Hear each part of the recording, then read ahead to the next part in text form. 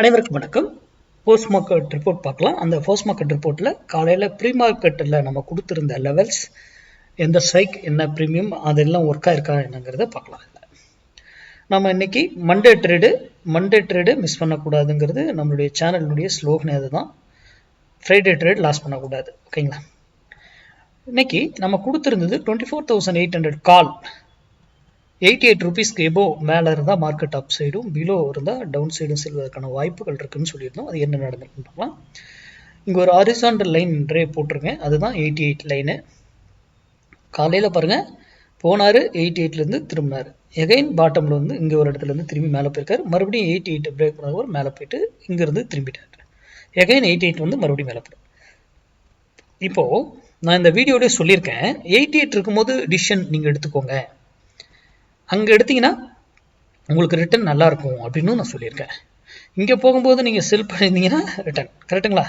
அதிலேயே சொல்லியிருக்கேன், ஒரு ஸ்ட்ரைக் ஒரு விலையில் வந்து எய்தர் ரிவர்ஸ் ஆகணும் இல்லை அதே டைரக்ஷன் போகணும், அது ரூல். அதே போல் ஒரு ஸ்ட்ரைக் மேலே போனால் ஒரு இடத்துலேருந்து ரிவர்ஸ் ஆகணும் ஆர் அப்சைட் போகணும், அது வந்து ரூலுங்க, சட்டன் ரூல். இதெல்லாம் வெரி வெரி இம்பார்ட்டன்ட். அப்போ நம்ம சொல்லபடி ஏன் நடக்குது?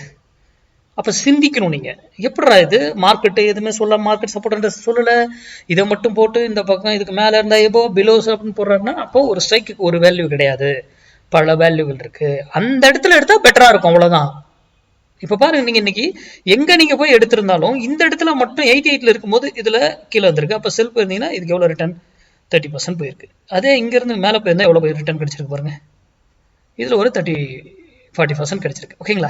அப்போ அந்த இடத்துல தான், மற்ற இடத்துலலாம் உங்களுக்கு அந்த மூவ்மெண்ட்ஸே இல்லை. பார்த்தீங்களா? பாட்டம்ல இங்கிருந்து எடுக்கணும்னா உங்களுக்கு வேல்யூ தெரிஞ்சிருக்கணும். இங்கிருந்து நம்ம எடுத்துக்க முடியும். உங்களுக்கு வேல்யூ தெரிஞ்சாதான் இங்கிருந்து பை பண்ணி இதை ஃபுல்லாக பிடிக்கிறது. மேக்ஸ்ல நான் இந்த இடத்துல மட்டும் தான் சொன்னேன். அப்போ இந்த இடத்துல இருக்கும்போது ஏன் மூவ்மெண்ட் பாருங்க, என்ன ஸ்பீடா எப்படி போயிருக்கு. அதுதான் மார்க்கெட்டை சிந்திங்க. மார்க்கெட்டுங்கிறது கேம்பிளிங் கிடையாது, அது ஒரு விதமான மேக்ஸ். ஓகேங்களா? உங்கள் பகுதியில் உங்களுக்கு தெரிஞ்சவங்க யாராவது சொல்லி கொடுத்தாங்கன்னா கற்றுக்கிட்டு ட்ரேட் பண்ணுங்க.